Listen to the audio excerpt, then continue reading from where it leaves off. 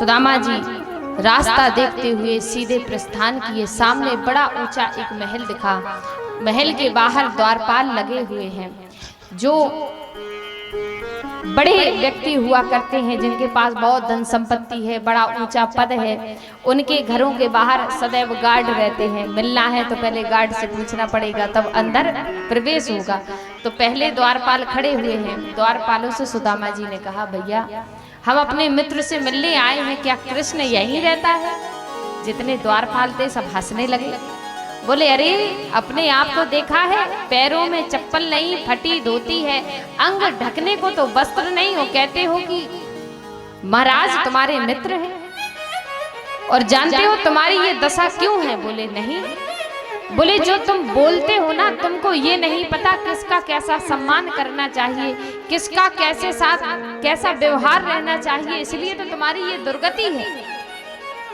हमारे भगवान श्री कृष्ण महाराज हैं और महाराज को कैसे पुकारा जाता है? श्री श्री 1008 तमाम प्रकार की उपाधियां लगाई जाती हैं, तब बुलाया जाता है। और तुम कह रहे हो कृष्ण महाराज। जैसे ही ये कहा तो भगवान के लिए सुदामा जी कहते हैं, देखो उपाधियां उसके लिए लगाई जाती हैं जो हमसे सम्मानित हो। और मित्रता में कोई छोटा बड़ा नहीं होता, बराबर समान रहते हैं।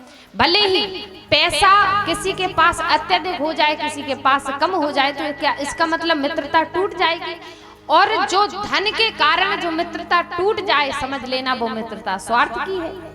अब जैसे ही ये बात हुई तो एक द्वारपाल बोला, भाई एक काम करो, हमारे महाराज ब्राह्मणों को बहुत मानते हैं, अगर उनको पता चल गया कि हमने एक ब्राह्मण को दरवाजे से भेज दिया तो हमारी नौकरी खतरे में पड़ जाएगी, क्यों ना एक बार संदेशा दे दें। तो जाकर के संदेशा दे दिया। संदेशा दिया, जैसे ही नाम बताया, द्वार एक भिक्षुक खड़ा, विप्र सुदामा नाम, हमें बताता कुछ नहीं, कहता प्रभु से काम। ये उसका संदेश है। जैसे ही सुदामा नाम सुना, भगवान दौड़े दौड़े आए और सुदामा जी को गले से लगा लिया। आज देखो परिस्थिति ऐसी है, गले से तो लगाए हैं, पर जब गले से लगाया, एक दूसरे को पकड़ा, तो मन में कन्हैया क्या विचार कर रहे हैं जानते हो? कन्हैया ने जब पकड़ा तो कन्हैया ने कहा, मैं अच्छा खाता पीता घर का हूँ, मैं रोज कई प्रकार के पकवान का पान करता हूँ, फलों का पान करता हूँ, मेरे अंदर बहुत ताकत है। और ये मेरा जो मित्र है दुबला पतला, अगर मैंने इसको जोर से पकड़ लिया तो ऐसा ना हो कहीं इसकी एक दो हड्डी टूट जाए, तो जरा आराम से पकड़ते। अब उल्टा देखिए सुदामा जी क्या सोच रहे हैं, अरे ये तो सुकुमार घर का है, देखो तो इसका शरीर गुलाब की पंखुड़ियों की तरह नाजुक है और मेरे शरीर में हड्डियां ही हड्डियां हैं। अगर मैंने जोर से पकड़ लिया और मखमल की तरह इसका जो शरीर है, अगर मेरी हड्डी चुभ गई तो इसको कष्ट हो जाएगा। आज एक दूसरे के प्रेम के बारे में सोच रहे हैं। तो पक्का मित्र जो होता है वो अनजाने में भी हमको कभी कष्ट देना नहीं चाहता। लेकिन बात यह है, हमने जिनको मित्र बना रखा है वो हमारे फेसबुक फ्रेंड हैं, इंस्टाग्राम से प्राप्त हुए फ्रेंड हैं, और जो हमारे निकट हमारे पड़ोस में रहते हैं, हम उनको जानते तक नहीं कि हमारे पड़ोस में कौन रहता है। तो मित्रता हमने कामी वासी और जो तृष्णाओं से भरे लोग हैं उनसे हमने मित्रता की है। कोई स्वार्थ के चलते हुए, कभी धन का स्वार्थ, कभी अपनी तरक्की का स्वार्थ, ऐसी मित्रता में प्रेम का रस नहीं होता।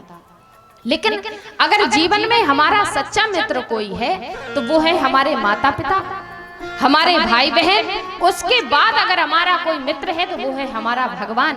इन चार लोगों के अलावा जीवन में हमारा कोई सच्चा मित्र हो ही नहीं सकता। सब में कोई ना कोई स्वार्थ है। तो ऐसा भगवान मन में विचार करते हुए आज सुदामा जी को गले लगाकर अपने महल की ओर ले जाते हैं और उनके पैरों में लगे हुए कांटों को निकालते हैं। कांटे निकाल करके भगवान ने सुदामा जी से कहा, मित्र इतने दिनों में आए हो, कुछ मांगना चाहता हूँ, दोगे क्या? सुदामा जी ने कहा, इतने बड़े राजा होकर मुझसे क्या मांगोगे, मैं तो बहुत गरीब हूँ, मेरे पास कुछ भी नहीं। भगवान ने कहा, तुम्हारे पास जो ये सरल हृदय है वो इस संसार में किसी और के पास नहीं है। तुम्हारे पास तो सब कुछ है। यहाँ दुनिया में लोगों के पास सब कुछ प्राप्त हो जाता है, पर प्रेम हर किसी व्यक्ति को प्राप्त नहीं होता। तुम्हारे पास प्रेम है, उसी से जीवन निर्वाह होता है। कहा क्या चाहिए बोलो? बोले मैं चाहता हूँ ये जो तुम्हारे कदम है जिससे मैंने कांटा निकाला है, ये तुम मेरे सर पर रख दो तो मेरा कल्याण हो जाएगा। मैं यदुवंशी हूँ, तुम ब्राह्मण हो, मित्र हैं वो बात अलग है। कभी कभार व्यक्ति मित्रता में एक दूसरे का सम्मान करना भूल जाता है और सम्मान भूल जाए तो मित्रता टूट जाती है। तो भगवान ने कहा ये अपना कदम हमारे मस्तक पर रख दो। तो आज भगवान के विनम्र निवेदन करने पर सुदामा जी ने अपना कदम भगवान श्री कृष्ण के मस्तक पर रखा और उनको आशीर्वाद दिया। भगवान ने कहा कि जो मेरे लिए अपना सब कुछ त्याग करके आता है, मैं भी उसके लिए अपना सर्वस्व त्याग कर देता हूँ। और जो मेरे दरबार में अहंकार से आता है, तृष्णाओं से भरा हुआ आता है, अपने अहम में आता है, मैं भी उसको उसी प्रकार उसी परिस्थिति में उसका त्याग कर देता हूँ। मुझे भावनाओं की जरूरत है, मुझे धन संपत्ति नहीं चाहिए, मुझे तो आपका थोड़ा सा प्रेम चाहिए। तो आज भगवान श्री कृष्ण का वास वही है जिसके हृदय में प्रेम है। आज सब कुछ है लोगों के पास, कहीं ना कहीं प्रेम खोता जा रहा है। विकारों के आगे प्रेम का दमन होता जा रहा है। लेकिन भगवान श्री कृष्ण मंदिरों में मूर्तियों में नहीं है।